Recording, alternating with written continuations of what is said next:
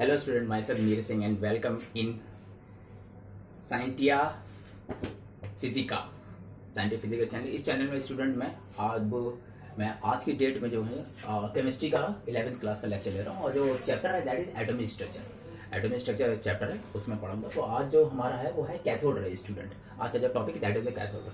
तो जैसे कि स्टूडेंट आप जैसे कैथोड रे में आ जानते हैं, इसमें 4 साइंटिस्ट हो गए और इसके और भी साइंटिस्ट उनका बड़ा काम था। तो जैसे कि डब्ल्यू क्रूक्स हो गए 1879 में, जूलियस प्लकर 1889 में, J Thomson that is 1896 and J Perrin, ये साइंटिस्ट और इसके अलावा और भी साइंटिस्ट थे जिन्होंने इसमें काफी कैथोड रे में वर्क किया था। तो स्टूडेंट क्या होता है कि जब कैथोड यानी कि आप जानते हैं कि 2 तरह के इलेक्ट्रोड है, इलेक्ट्रो एनोड एंड कैथोड।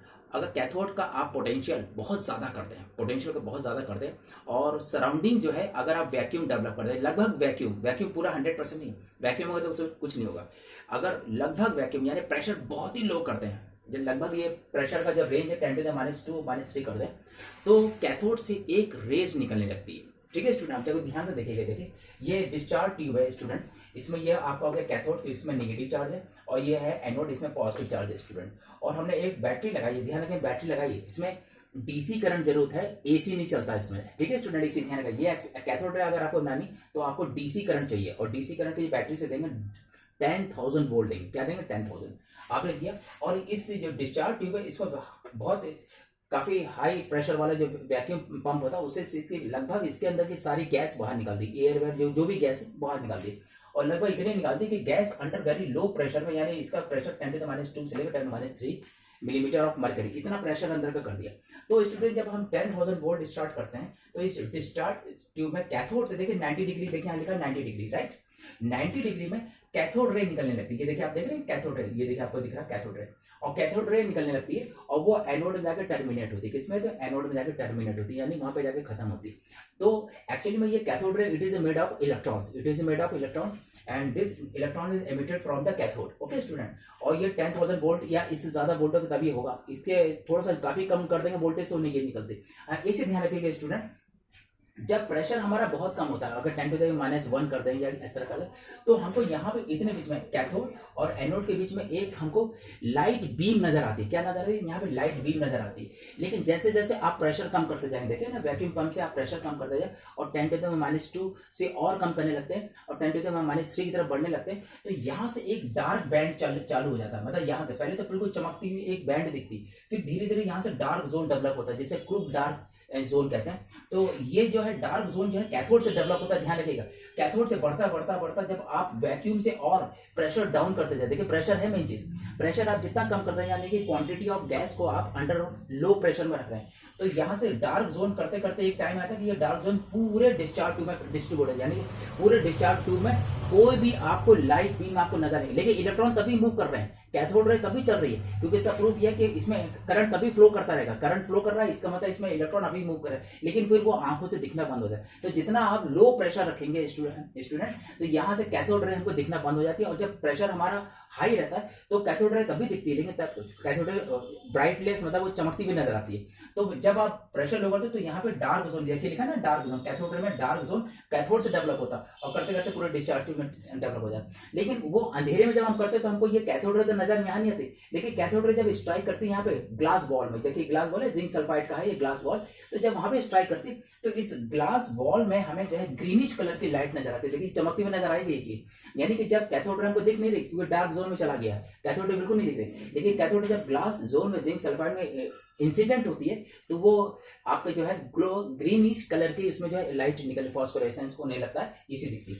तो स्टूडेंट आपको ये चीज समझ आ गया। अब इसमें जो है स्टूडेंट की कुछ प्रॉपर्टी, क्योंकि कैथोड रे आके स्टडी सबने की, लेकिन सबसे पहले जे टॉमसन थे, इन्होंने जो इसके बारे में डिटेल में स्टडी करी तो इन्होंने बताया कि आखिर कैथोड रे है क्या। तो कुछ प्रॉपर्टीज इसमें कैथोड रे की है, एक तो ये कि जो कैथोड रे होती है student it is made of electron, ये बिल्कुल स्ट्रेट लाइन में चलते हैं, ये हमेशा ध्यान रखें स्ट्रेट लाइन में चलते हैं। और कैथोड रे के जो पार्टिकल्स यानी इलेक्ट्रॉन्स की जो स्पीड होती है 10⁻7 से लेकर 10⁻9 मीटर पर सेकंड की स्पीड होती है, इतनी स्पीड होती है। और इसमें ग्रीन कलर ये ग्लास में देता है, ये चीज है। और एक चीज ध्यान रखिए स्टूडेंट, जब ये कैथोड रे किसी मेटल हाई मेल्टिंग पॉइंट वाली मेटल में जब स्ट्राइक करता है, यहाँ पे जैसे कोई मेटल की चीज हमने यहाँ रख दी, तो जब ये स्ट्राइक करेगा तो मेटल हीट अप हो जाएगा, यानी कि काइनेटिक एनर्जी जितनी वो सब हीट एनर्जी में कन्वर्ट हो जाती है। अगला प्रॉपर्टी है।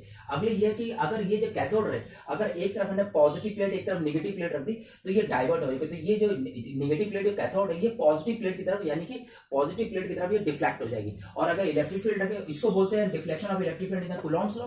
और अगर आप मैग्नेटिक फील्ड यानी ऊपर एक नॉर्थ पोल और एक साउथ पोल, दो मैग्नेट रखते हैं इधर, तो ये लॉरेंज लेफ्ट हैंड रूल होता है ना, लॉरेंज फोर्स वाला, एफ बराबर आई बी एल साइन थीटा ये वाला, या क्यूबी भी साइन थीटा। तो क्यूबी भी साइन थीटा के लॉरेंज फोर्स के ये फ्लेमिंग लेफ्ट हैंड रूल के हिसाब से ये डिफ्लेक्ट हो जाता है मैग्नेटिक फील्ड, यानी मैग्नेटिक फील्ड यानी कि that is a Lorentz force इसमें अप्लाई होता है। और इसे ध्यान रखिए स्टूडेंट, ये कैथोड रे जो इसका जो made of electron, electron word जो दिया था वो मिस्टर जॉर्ज स्टोनी ने दिया था। किसने दिया था? George stony. इन्होंने फर्स्ट टाइम बोला था negative charge particle is electron, इसमें नेगेटिव चार्ज होता है। दूसरा फिफ्थ प्रॉपर्टी है कि इसमें मैकेनिकल, इसमें मास होता है, यानी कि जो कैथोड रे के जो पार्टिकल्स है उनमें मास है और उनमें वेलोसिटी है, यानी कि मोमेंटम है। मोमेंटम होने के कारण अगर हम कोई पैडल जैसी चीज रखते हैं, जब पैडल जैसी चीज में स्ट्राइक करते हैं तो पैडल जो है घूमने लगता है इस तरह से, दैट इज पैडल रोटेशन हो जाता है। इसका मतलब ये बात क्लियर है, इसमें मास एंड मोमेंटम होता है। दूसरा ये, अगर यहाँ पे कोई हाई मेल्टिंग पॉइंट जैसे टंगस्टन इस टाइप की, या कॉपर या जिंक इस तरह के कोई हाई मेल्टिंग पॉइंट वाला अगर मेटल निकालते हैं, तो जब ये कैथोड इसमें स्ट्राइक करती है तो उसमें से एक्सरे प्रोड्यूस होती है। ध्यान रखिएगा स्टूडेंट, एक्सरे प्रोड्यूस होती है। और एक्सरे भी आप जानते हैं हार्ड एक्सरे, हार्ड होती है और वो आपकी सॉफ्ट होती है, तो ये एक्सरे प्रोड्यूस होता है। हाई मेल्टिंग पॉइंट वाले कोई भी मेटल अगर बीच में यहाँ रख दिया जाए तो ये उसे स्ट्राइक करके उसमें से एक्सरे प्रोड्यूस करने लगती है। दूसरी ये कास्ट, अगर यहाँ पे कोई आपने बॉडी रखी तो पीछे अगर स्क्रीन होगा तो आप देखिए कि बिल्कुल शार्प इसकी इमेज बनती है, यानी इसके कास्ट जो इस इमेज जो कास्ट करेगा ये बहुत क्लियर करेगा, उसमें अम्ब्रा और पेनम्ब्रा नहीं बनेगा। ध्यान रखना, अम्ब्रा और पेनम्ब्रा तभी बनता है जब लाइट रे या कोई भी रेडिएशन जो है हमारा वेवी फॉर्म में होता है, वेव फॉर्म होता है। लेकिन क्योंकि ये वेव तो है नहीं, ये पार्टिकल्स की मीडियम, पार्टिकल नेचर होता है इसमें, यानी ये मटेरियल जो है पार्टिकल्स का बना हुआ है, तो इससे जो इमेज बनती है वो बिल्कुल शार्प बनती है, उसमें जरा सा भी अम्ब्रा और पेनम्ब्रा नहीं मिलता। ठीक है, अगली प्रॉपर्टी है इफेक्ट ऑन फोटो। अगर यहाँ पे कोई फोटोग्राफी प्लेट रख दिया उसमें इफेक्ट डालेगा ये। अगला ये कि अगर स्टूडेंट इसमें हल्की सी अंडर लो प्रेशर में से गैस पार्टिकल होते हैं, तो जब ये कैथोड रे निकलती है तो ये गैस पार्टिकल आयनाइज्ड कर देती है। क्या करती थी? आयनाइज्ड करती है, यानी कि उसमें गैस पार्टिकल के जो एटम्स है उनमें से इलेक्ट्रॉन निकलते हैं, तो पॉजिटिव और निगेटिव इलेक्ट्रॉन ये बनना चालू हो जाती है। इसे बोलते हैं आयनाइजेशन, यानी कि गैस को आयनाइज कर देती है। और थिन मेटल प्लेट अगर है, कोई फॉइल बहुत पतली सी है, तो मेटल की जो फॉइल को ये पेनिट्रेट कर सकता है। अगली प्रॉपर्टी इसकी कैथोड रे की यह है, it is independent of the nature of field. यहाँ आप कोई भी गैस इसमें भरे, चाहे हाइड्रोजन है, नाइट्रोजन, ऑक्सीजन, हीलियम, नियॉन, कोई भी, और ये जो इलेक्ट्रोड है ये किसी भी मेटल के बने, कॉपर के बने, सिल्वर के, आयरन के, किसी भी चीज के बने, इससे कोई फर्क नहीं पड़ता। क्योंकि ये इसलिए नहीं पड़ता क्योंकि इसका जो स्पेसिफिक चार्ज है वो कांस्टेंट है। देखिए ये लिखा ना, कांस्टेंट है। स्पेसिफिक चार्ज किससे कहते हैं? चार्ज अपॉन मास, यानी कि ये जो कैथोड है जिस पार्टिकल से बने उसका चार्ज अपॉन मास जो रेशियो होता है उसे बोलते हैं स्पेसिफिक चार्ज। तो स्पेसिफिक जो चार्ज होता है वो किसी भी गैस और किसी भी इलेक्ट्रोड के नेचर पर डिपेंड नहीं करता, यानी टोटली इंडिपेंडेंट है। ठीक है, तो ये इंडिपेंडेंट है। और दूसरी चीज ये स्पेसिफिक चार्ज इसमें कांस्टेंट होता है। ध्यान रखिए, ये जो वैल्यू है चार्ज अपॉन मास, तो चार्ज अपॉन मास इनके पार्टिकल से निकाले वो कांस्टेंट, चाहे कोई भी गैस डाली, चाहे नाइट्रोजन डाली, ऑक्सीजन डाली, लेकिन जब हम स्पेसिफिक चार्ज निकालते हैं ई अपॉन एम, तो वो हमारी उसकी वैल्यू क्या होती है? कांस्टेंट आती है। बिल्कुल फिक्स है ये चीज। एक चीज और ये बतानी थी स्टूडेंट, क्योंकि ये जो कैथोड रे है ये हमारे जैसे आप पुराने टाइम में जब टीवी हुआ करते थे, जैसे में सीआरओ, उसमें ये कैथोड रे इस तरह इसी प्रिंसिपल में वो वर्क करता है। उसमें इलेक्ट्रिक फील्ड और मैग्नेटिक फील्ड डेवलप करके उसमें स्क्रीन में जिंक सल्फाइड की स्क्रीन होती और उससे इमेज फॉर्मेशन। तो आज स्टूडेंट मैंने आपको कैथोड रे बताया। आज ये मैंने केमिस्ट्री 11th क्लास की जो मैंने एटॉमिक स्ट्रक्चर से चालू किया लेक्चर। तो ये जो मैंने बताया इसको स्टूडेंट आप लोग अपनी कॉपी में लिखते जाइएगा। मैंने प्ले लिस्ट में पूरे बिल्कुल सीरियल से मैंने सारे लेक्चर आपको दिए, आप उसे कॉपी में अपने नोट्स बना लीजिएगा, क्योंकि ये आपके लिए बहुत आगे काम है। तो जिस स्टूडेंट को मेरा ये लेक्चर अच्छा लगे तो लाइक करें, सब्सक्राइब करें, बेल आइकन फॉर नोटिफिकेशन दबा दीजिए। और जो 11th 12th के स्टूडेंट मुझसे फिजिक्स केमिस्ट्री पढ़ना चाहते हैं वो मुझसे कॉन्टैक्ट कर सकते हैं। मेरा कॉन्टैक्ट नंबर आप ऑलरेडी इसमें दिया हुआ है। ठीक है स्टूडेंट, तो आप लोग देख लीजिएगा, इसको अपने कॉपी में जरूर कर लीजिएगा स्टूडेंट। ठीक है, ओके, बाय बाय।